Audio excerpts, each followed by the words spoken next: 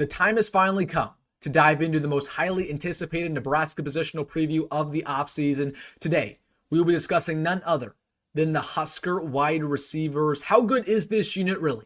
Is it top 10 in America? Is it the best in the Big Ten? Or is it overrated? We're going to be figuring that out today using advanced statistics, advanced graphics, film, and so much more. We're going to go over every single Nebraska wide receiver on this roster, the pros in their game, the cons, my honest expectations for them in 2025, and everything else you need to know. This is a jam-packed video. Make sure to watch the entire thing because it gets crazy. And also, I put a lot of work into this one. Hit that like button, really help me out. And if you're a diehard Nebraska fan and you're not subscribed, what are you waiting for? Now is the time to subscribe. Only channel on Husker YouTube that posts daily Husker football content, talking about recruiting, talking about the offseason, talking about breaking news. So join this family of over 10,000 diehard Nebraska fans. Hit that subscribe button. Thank you so much.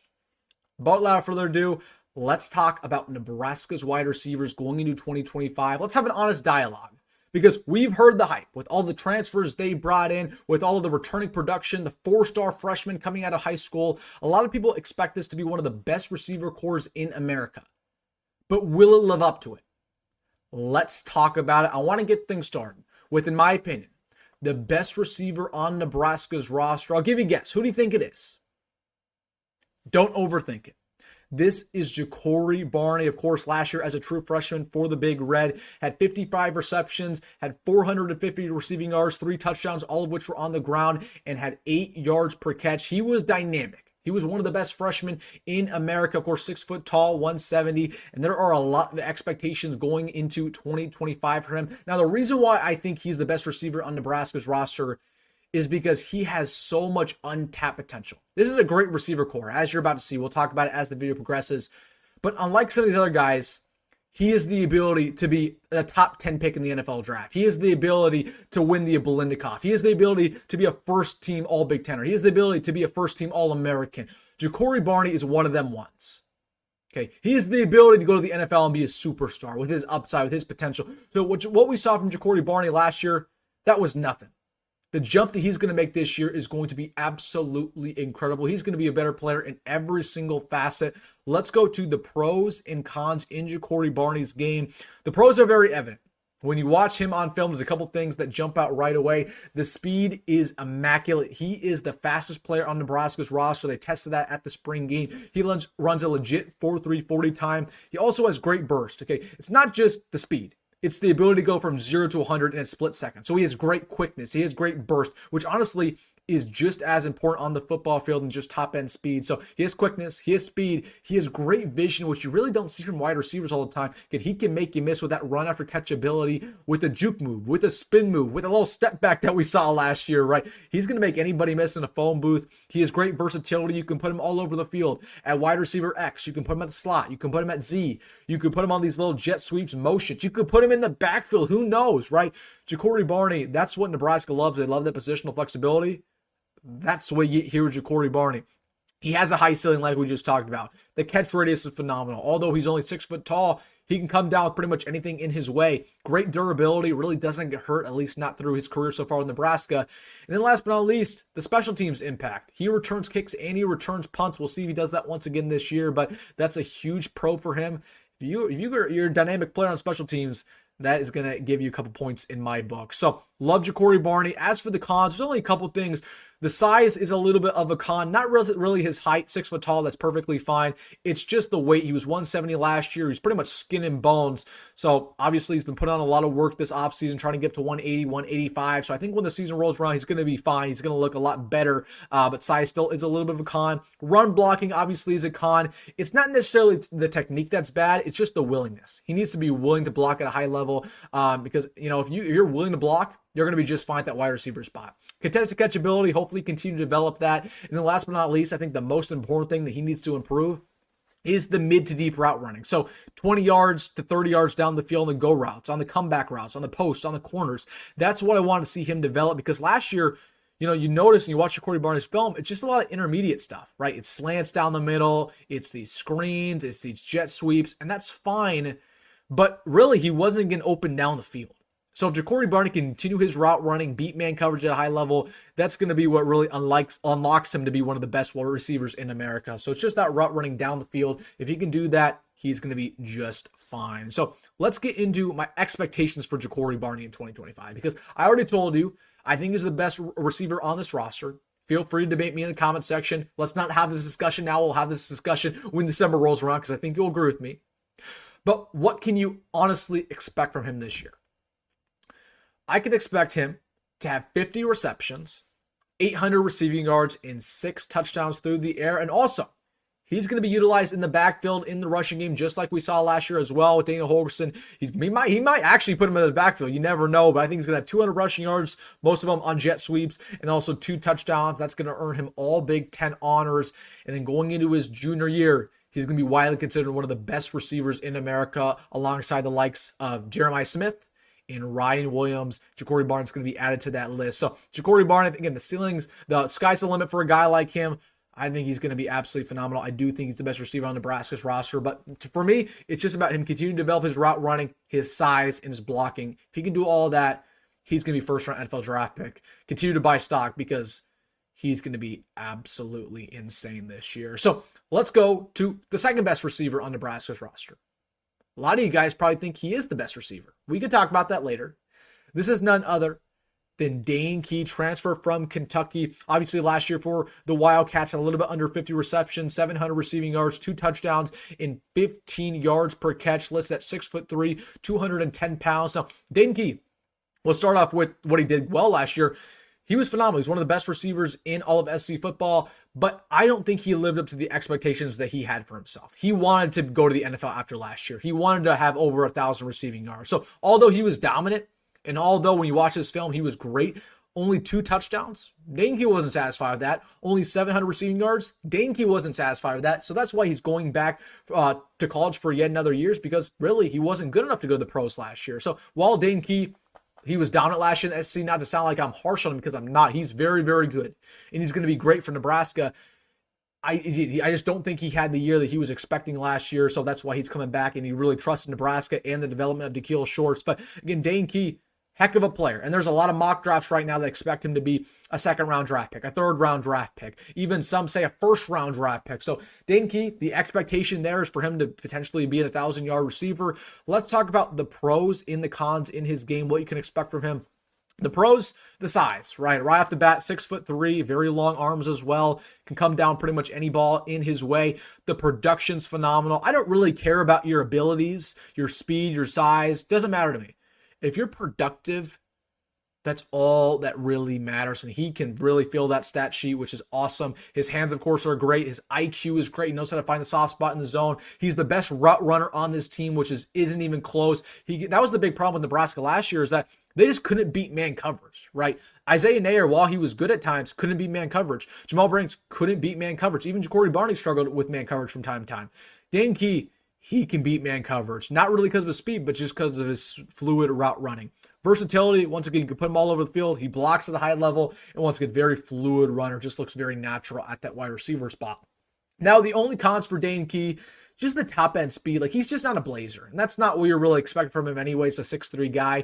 He probably runs a low 4.5 40 times, so again, not really that good. Again, that's not a con, really. I mean, we're not expecting him to be a speedster. We just expect him to have great route running, great size, and him to come down, jump ball. So that's the only thing, really. Speed, run after catchability, right? He's not going to make you miss. And then stamina is something that Dane Key himself said he needs to continue to work on, right? You know, to be an every down type of wide receiver. So hopefully you can see that for him at Nebraska this year, that he's down on the field from first to third down. So Dane Key, those are the pros and the cons.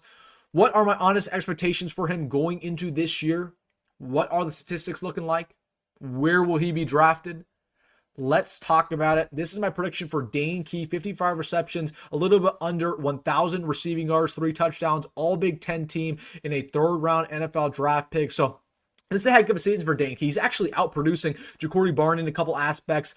Doesn't have as many touchdowns, of course, but very, very good stats. I think it's because of the relationship that he's building with Dylan Raiola. I think he's going to be Dylan Raioala's right-hand man. Again, obviously, does not have 1,000 receiving yards. I know some people are going to ask about that. The reason why he doesn't have 1,000 receiving yards, we have a lot of mouths to feed. We have a lot of mouths to feed. as you're about to see as the video progresses. There are a lot of great receivers on Nebraska's roster. So it's going to be hard for a guy to crack 1,000. That's still a really, really good year for Dane Key. That's still going to get him a third-round NFL draft pick, in my opinion. But yeah, just not going to crack 1,000. But that's a good year. That's a really, really good year. And I think with his route running, with that combination, him, Jacory Barney, a guy that we're about to talk about next up, it's going to be one of the best in the Big Ten, if not the country. So those are the two best receivers on Nebraska's roster. You might feel like Dane Key's the best. That's cool. I'm not going to debate you on that one. You might feel Jacory's the best, but I don't think any of us can debate that those two are the best. In whatever order, doesn't matter. Those two are on top. But let's get to the third best wide receiver on Nebraska's roster. Yet another transfer. This is Nyziah Hunter coming in from Cal. This at 6'2", 210 pounds. 40 receptions last year for the Golden Bears, 600 receiving yards, 5 touchdowns. Man, he actually outproduced Jacory Barney as a redshirt freshman. He was phenomenal, earning himself a grade of an A. Now, Nyziah Hunter, he's one of those guys that's just polished in every single aspect, right? He's not super tall. He's not super speedy. He's not super shifty, but he's just so polished, right? He has great hands. You know, he can come down with big jump balls in the end zone. He's very, very productive, and that's really all that matters. Once again, I don't care if you're the fastest guy in the world. I don't care if you're 6'5". If you're not productive, get out of here. Nyziah Hunter, while, you know, when you watch him on film, there's nothing that really just pops. He's productive, and that is what really sets him apart. So the stats were great for Nyziah Hunter. I expect the statistics to look very, very similar once again for him this year, probably around that 600 yards range, maybe even 700 yards. And the thing that I love about Nyziah Hunter is that Dane Key, he's only here for 1 year. So while Dane Key is going to be phenomenal, he's off to the NFL. Nyziah Hunter has 3 years of eligibility left. So he's in our long-term plans. He could either be here only for 1 year, let's say he pops off and has 1,000 receiving yards, he could go to the NFL draft and leave after this year. Or he could be here for the next 3. So Nyziah Hunter, he's in our long-term plans. Feel really, really good about him. But just a guy who does everything right. He does everything right. So polished. And again, I expect around 600 receiving yards once again. Very, very good receiver. And those are your top 3 for Nebraska. Pretty much no question. Now, let's get into the depth, because the depth is really what highlights this Nebraska receiver core above the rest. And that's why I feel a lot more confident about it than I would in previous years. Let's talk about Janiran Bonner, who the staff, they really, really like him. The fan base, they really, really like him. Of course, going into his junior campaign, 6'2", 220 pounds, kind of a bigger built receiver. Last year had 11 receptions, only 67 yards, 2 touchdowns. Now, I'm kind of harsh on Janiran Bonner last year, but it's not his fault. And to be perfectly honest with you, I've had this debate before. It's the coaching staff's fault. It really is. And I don't want to sound like I'm going straight at Matt Rhule or Marcus Satterfield. We know Marcus Satterfield didn't do a very good job. But this Matt Rhule specifically, he mishandled Janiran Bonner throughout his career. This is a guy who can go up and get jump balls. He's a very physical receiver. And the second Matt Rhule got to Nebraska, he made Janiran Bonner a fullback. Let me remind you that Janiran Bonner was a top 200 recruit in America. He was a 4-star. You don't make 4-star receivers fullbacks. That ruins your career, basically. So he put him at fullback. He put him at tight end. And then finally, he put him back at wide receiver, and he had to make that adjustment mid-season last year. So the statistics aren't great for Janiran Bonner, but he's the most physical receiver on this team. He obviously has great size. The team loves him. The staff loves him. I think it's going to be a guy that gets around 300, 400 receiving yards and makes his impact felt all over the field. He might even line up at tight end from time to time. So really like Janiran Bonner's game. I expect him to take a big jump this year, and he's going to play a lot. You're going to see him on the field a lot, no question about it. Then let's get into probably my favorite player in this Nebraska wide receiver core. If you watch my videos, you already know who this is. Mr. Demitrius Bell, finally healthy. And he's ready to shine, no question about it. Going to his 3rd year with the Huskers, 6 foot tall, 185, former 4-star recruit coming out of high school, one of the best Nebraska wide receiver commits I've seen in pretty much a decade. Now, just to give you the time lapse on what happened throughout Demitrius Bell's career. He got here as a true freshman in 2023, was balling out, but obviously he got here in the fall, so he really wasn't going to get in the field. Then going into 2024, he was our best wide receiver, arguably, in spring practice. That man was making plays every single day. He was playing better than Jacory Barney. And then he got banged up in the spring game. And he was out for the entire year last year. He was out all of spring ball this year, recovering.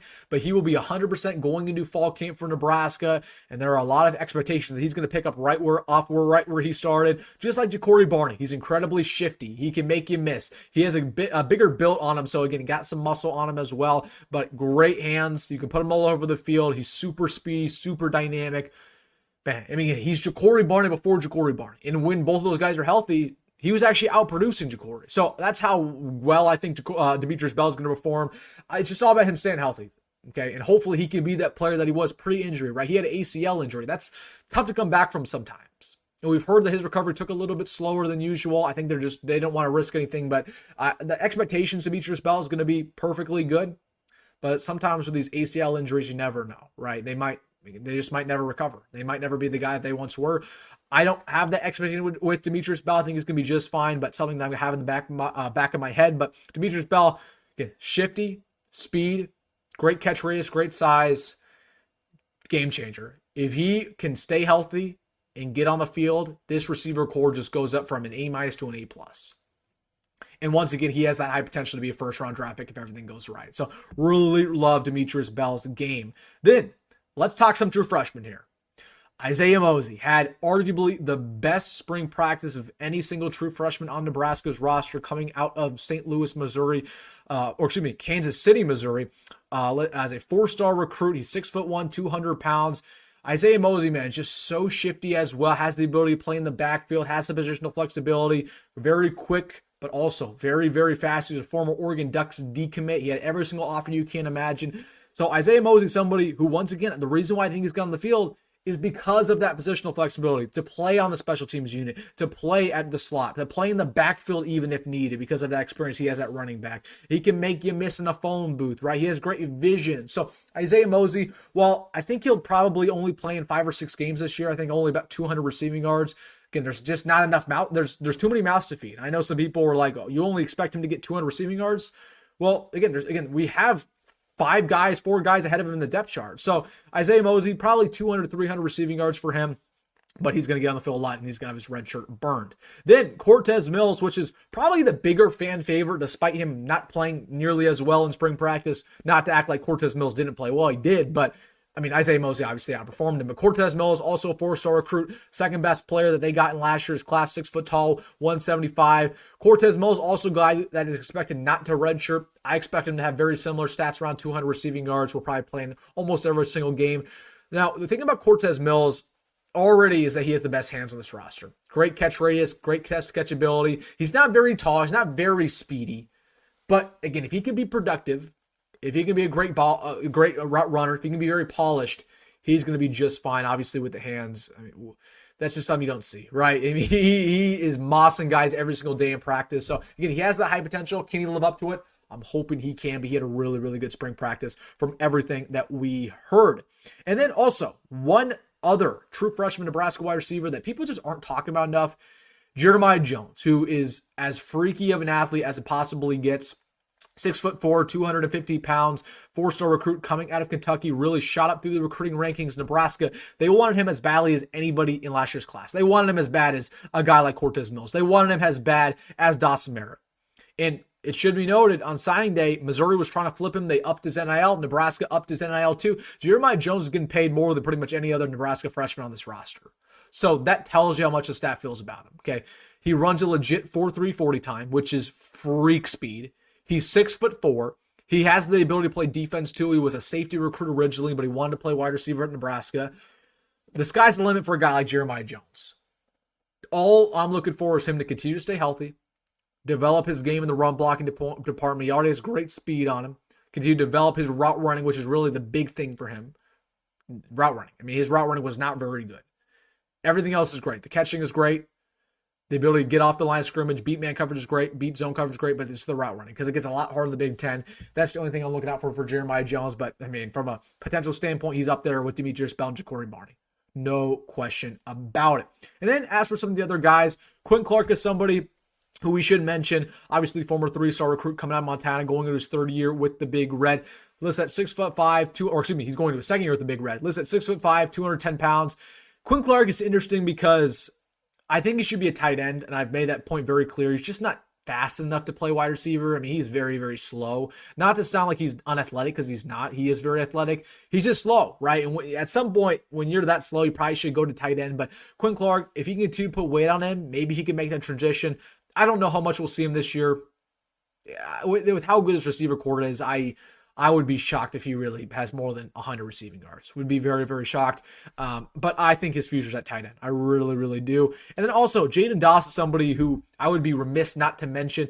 Arguably the spring practice MVP this year. He was definitely the spring game MVP. Listed at 6 foot tall, 200 pounds. Again, he's had quite the career with Nebraska so far. He's made so many positional changes. Obviously, came here as a wide receiver, moved to DB, moved to receiver, moved back to DB, and finally back at receiver once again.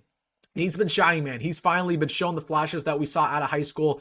He was one of my favorite recruits Nebraska landed in that 2023 recruiting class.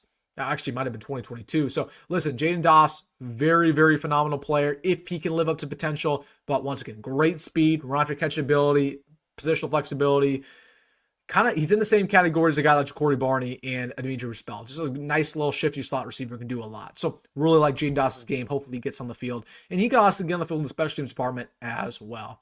And then the last guys I'll mention, I'll just group them all together. Jackson Carpenter, true freshman receiver. He's kind of like an off-brand Malachi Coleman, like a lower ceiling Malachi Coleman. Like he's very tall. He has great speed on him, but obviously just doesn't have the potential that Malachi did. And Malachi didn't live up to the potential, so not to act like he's a worse player, but hopefully Jackson Carpenter can, be maxed out, but he's not going to play this year. Don't expect that. Keelan Smith, somebody just hasn't really lived up to it this year. Had a really good career back in Missouri high school football, but again, once again, another guy who I think could potentially move over to tight end. That might be his best spot. And then DJ Singleton, the team barber, former walk-on. I believe he's now on scholarship. Listed at, I want to say he's 5'11", 155. I mean, this dude is skin and bones, but when I tell you he's the most dynamic receiver on this roster, not named Jacory Barney, I wouldn't be lying. Like, that dude is so blazing fast. He really is. He's so quick. He had a good spring game as well. So DJ Singleton, you'll probably never see him play, but I wanted to mention him with this receiver core. So, all right, let's talk about it, man. Let's talk about it, because how good is this unit really? And the main thing that I'm concerned about is something that you really can't quantify.